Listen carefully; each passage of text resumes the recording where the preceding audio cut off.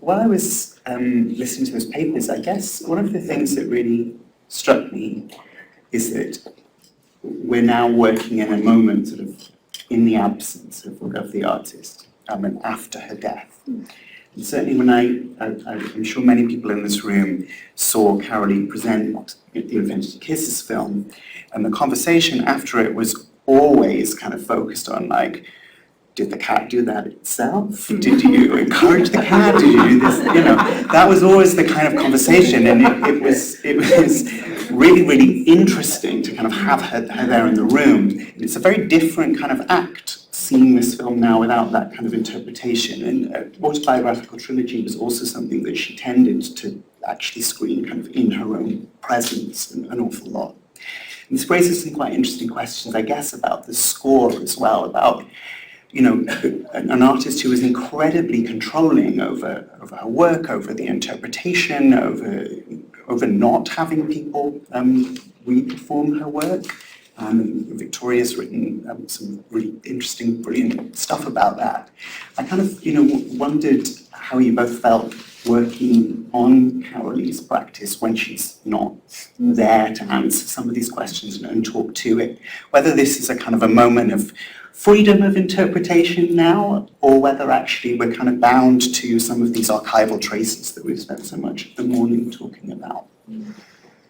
All right.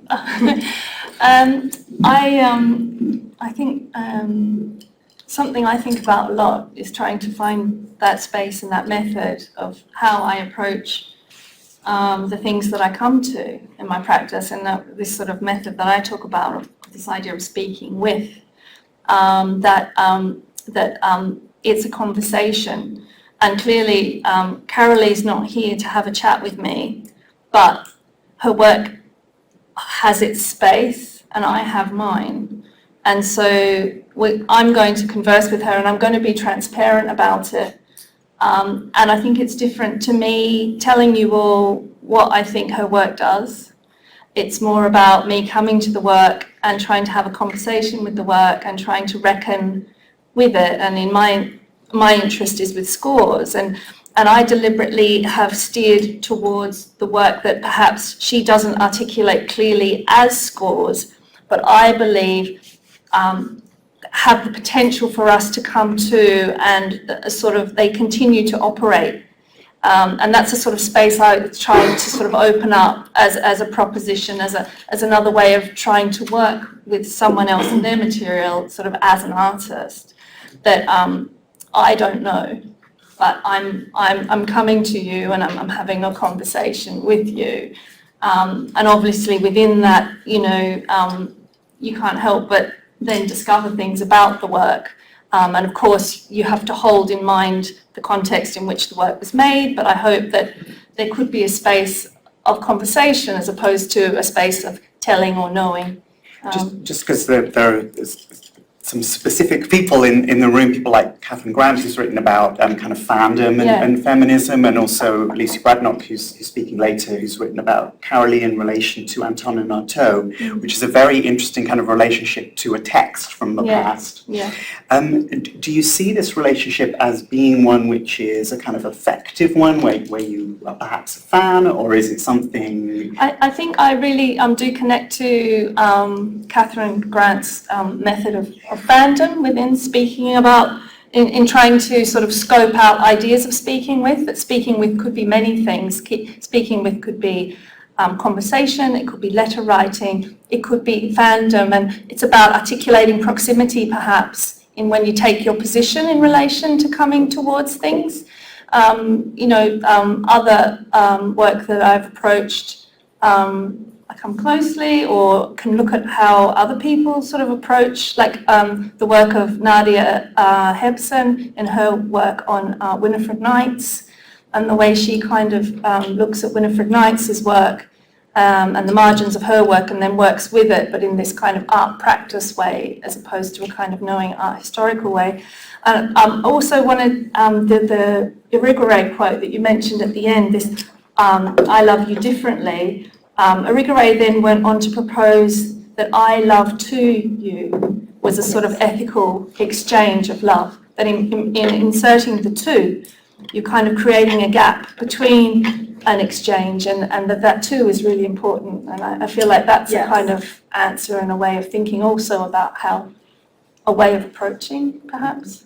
Yeah, absolutely. I wrote my MA dissertation all about Carolee and Luce Irigaray, sort of focusing on écriture féminine and how to look at film sort of like a new grammar, like a feminist grammar, so exactly this. Though I confess that I did not have the privilege that many of you have had of meeting Carolee, just because of my age. So she, though I do remember very clearly the day where the news of her death was announced. I remember I was sitting, I remember like crying even though I'd never met her. So it is definitely a very affective relationship with perhaps even the myth of her, what she sort of sent out into the world that is all I got to receive, really. So that is what I am speaking with, which is a sentence I love. Because conversation was also very important to your paper as well, that she was an artist in conversation with lots of different theoretical models. And of course, one of the problems of animal studies is that the animal can't talk back. So. Which is what I did this summer. I did my PhD field trip finally I went to the States, I went to New York, and part of it was trying to have conversations with a lot of people who knew Carolee. And actually the idea for writing about cats came to me after meeting Sarah, who sat me down and talked to me about cats for an hour, which was delightful. And then I left and I realized I hadn't asked any of the questions I was supposed to ask. So it was a sort of conversation. But then, a lot of the people I met with, even in LA, and then accessing her archives at the Getty, I kept finding references to cats and photographs of cats. And it just felt like such a strong kernel of love that was there. And I wanted to crack it. I wanted to see what was in it. Now, I'm just conscious of time.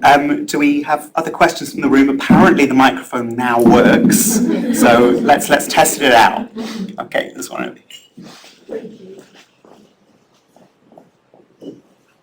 Thank you very much for the wonderful presentation. I was thinking about your mentioning of digestion and thinking about potential meanings of the mouths and exchanges of saliva. And I wondered if there was anything about food and digestion that your thinking has in common there. When I just think of sort of cat food, but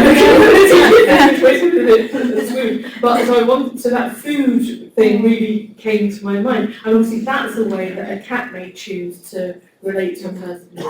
They can do that with plain food. So I wonder if there was some shared thinking there. Yeah, no, definitely. I think that cat is really important as something for Carolee to connect to as a space of knowledge being produced. I think that the cat is producing knowledge, and like Kitch's last meal. The direction for us to look is towards the feeding. It's towards the digestion, the diet, and that her arguing that that's a kind of refusal of this sort of structuralist, misogynist film critique and critique of her having painterly gestures and this kind of messiness and the stickiness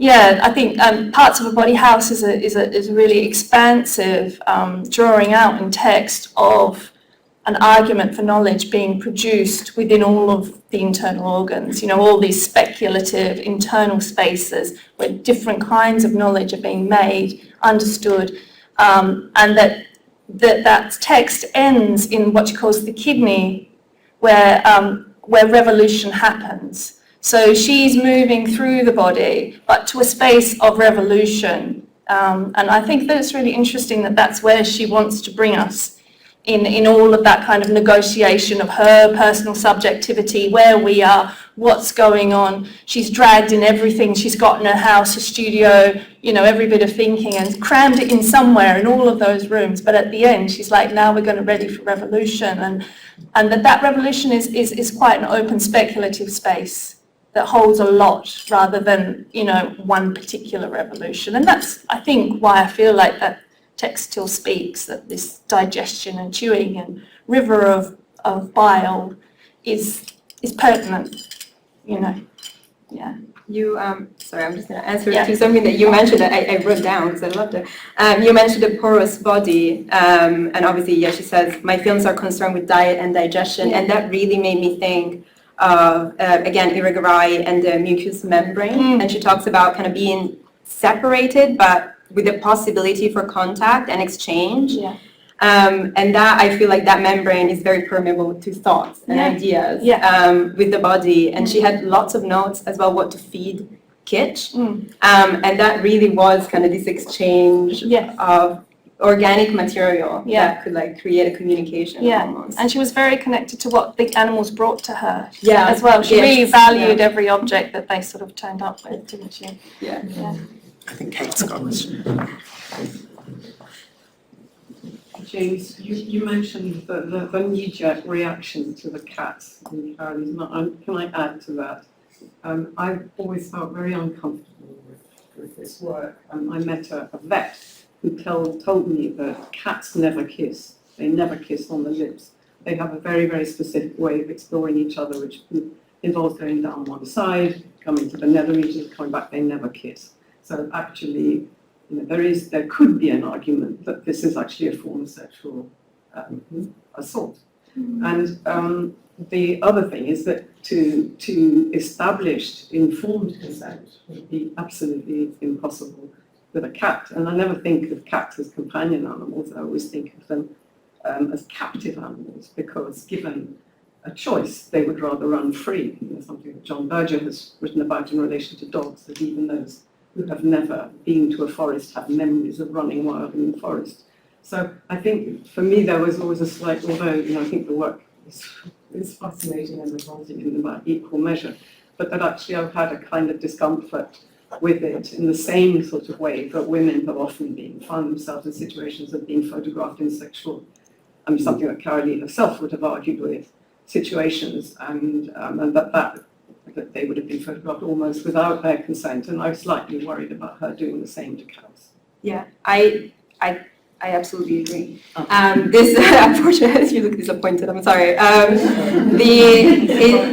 This piece it was quite a challenge for me to write about this, and I wanted to really sit with that discomfort of trying to understand why an artist that I felt was so feminist and that informed my own feminism so much would perhaps propose a violation of another being that she seemed to value so highly. I remain quite uncomfortable with it, but I think the challenge of the work is precisely, as I've mentioned, presenting it in a domestic context in such a mundane way, with a subject matter that could be so dangerous and upsetting. And she's sort of saying, I think, it's not that big a deal. Like, it's just being together, sharing affection. I think we're not asked to necessarily replicate it with our own animals, and I think definitely the challenge is there. And I don't know if somebody who's met her is better equipped to answering for Carolee, which I definitely cannot do. But I don't think any of us would have a go at that. would have it now. Rachel, we got time for another? We have one more. Yeah. So is there another? Maybe not? Oh, right there at the back. Yeah. I can also project. I mean, I have a.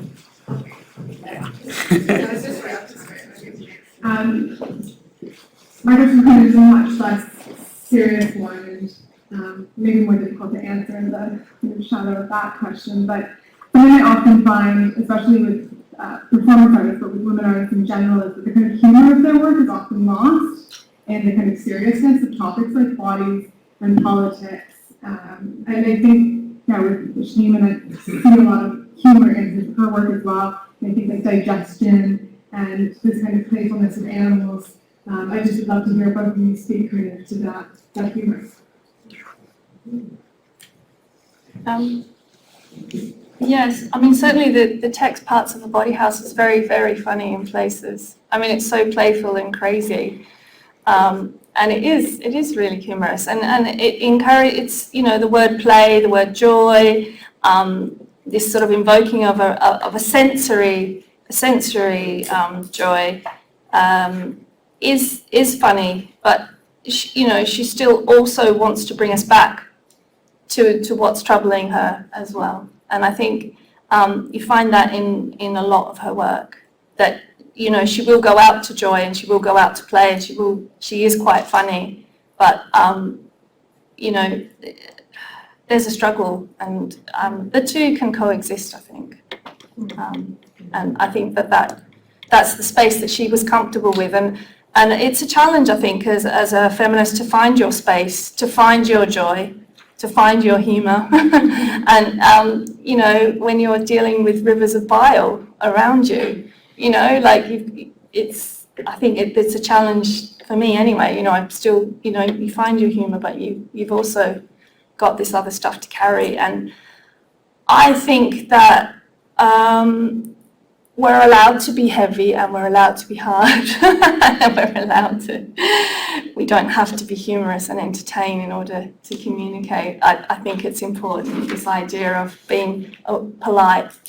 It's not necessary. Of course, we have a courtesy to each other, but we're also allowed to have that. And I think that was something Carolee really struggled with, was people wanted a particular image of her. There was lots of kind of ownership and people trying to fix her in a particular space. And she was a complicated person, like we all are. I remember reading something about her talking about her childhood and having a Scottish nanny that would take her out at night and talk to her about the moon and the spirits in the moon and how it was a secret and she couldn't tell her parents. And I just thought, wow, okay. Yeah, it's a tricky, it's all tricky, it's all slippery. I think there's a lot of judgment and pressure. And, she's just one person here, and look what she's done. Look what she's done. She's got us all here, all het up about lots of stuff. Amazing. Yeah, I about humour. I definitely agree with you. I do think it is hard to not at least smile reading her diary entry or her letters to her friends about her cats and how I spent a lot of time reading about cats lately, about how they were sleeping her dreams and how they were filming her films for her and then kind of passing her the images. And it's funny, but also I think she believed it. So there is that duality, which I find it's really graceful. I think this coexistence of the humor and the anger and the validity of them both in equal measure. It just makes me think of that Garde film where she's like, I tried being a joyful feminist, but I was too angry. Yeah. I'm like, yeah. I think that sums it up. Okay, so on that note, we'll take a break and we'll be back at 12:30 for the book launch. So thanks again. Thank you.